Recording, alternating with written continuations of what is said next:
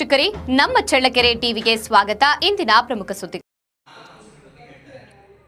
ಶಕ್ತಿಶಾಲಿ ವ್ಯಕ್ತಿತ್ವ ನಿರ್ಮಾಣದಿಂದ ಮಾತ್ರ ಸದೃಢವಾದ ರಾಷ್ಟ್ರವನ್ನ ಕಟ್ಟಲು ಸಾಧ್ಯವಾಗುತ್ತದೆ ಎಂದು ಚಳ್ಳಕೆರೆಯ ಶ್ರೀ ಶಾರದಾಶ್ರಮದ ಸ್ವಯಂ ಸೇವಕ ಹಾಗೂ ಲೇಖಕ ಯತೀಶ್ ಎಂ ಸಿದ್ದಾಪುರ ತಿಳಿಸಿದ್ದಾರೆ. ನಗರದ ವಾಸವಿ ಕಾಲೋನಿಯ ಶ್ರೀ ಶಾರದಾಶ್ರಮದ ದೇವಸ್ಥಾನದಲ್ಲಿ ಯುವಕ ಯುವತಿಯರಿಗಾಗಿ ಆಯೋಜಿಸಿದ್ದ ವ್ಯಕ್ತಿತ್ವ ನಿರ್ಮಾಣಕಾರಿ ತರಗತಿ ಕಾರ್ಯಕ್ರಮದಲ್ಲಿ ಪಾಲ್ಗೊಂಡು ಪ್ರಾರ್ಥನೆ ಮತ್ತು ಭಜನೆ ನಡೆಸಿಕೊಟ್ಟ ಅವರು ಸ್ವಾಮಿ ಪುರುಷೋತ್ತಮಾನಂದಜಿ ಬರೆದಿರುವ ಶಕ್ತಿಶಾಲಿ ವ್ಯಕ್ತಿತ್ವ ನಿರ್ಮಾಣ ಎಂಬ ವಿಷಯವಾಗಿ ಉಪನ್ಯಾಸ ನೀಡುತ್ತಾ ಅವರು ಮಾತನಾಡಿದರು.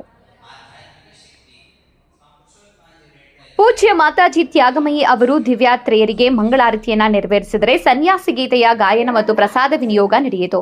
ಗಮನ ಸೆಳೆದ ರಂಗೋಲಿ ಚಿತ್ತಾರ ಫಲಹಾರಿಣಿ ಕಾಳಿ ಪೂಜೆಯ ಪ್ರಯುಕ್ತ ಶ್ರೀ ಶಾರದಾಶ್ರಮದ ದೇವಸ್ಥಾನದಲ್ಲಿ ಬಾಪೂಜಿ ಆಯುರ್ವೇದ ಕಾಲೇಜಿನ ವಿದ್ಯಾರ್ಥಿಗಳು ಬಿಡಿಸಿದ ಕಾಳಿಯ ರಂಗೋಲಿ ಚಿತ್ತಾರ ನೋಡುಗರ ಕಣ್ಮನ ಸೆಳೆಯಿತು. ತರಗತಿಯಲ್ಲಿ ಋತಿಕ್, ಅಭಿಷೇಕ್, ಚಕ್ರವರ್ತಿ, ಲೋಹಿತ್, ಮಾನ್ಯ, ಭೂಮಿಕಾ, ಯಶೋಧ, ದರ್ಶನ್, ಅಶ್ವಿನಿ, ಪಂಕಜ ಸೇರಿದಂತೆ ಸಾಕಷ್ಟು ಸಂಖ್ಯೆಯಲ್ಲಿ ವಿದ್ಯಾರ್ಥಿಗಳು ಪಾಲ್ಗೊಂಡಿದ್ದರು. ಶಾರೀರಿಕ ಶಕ್ತಿ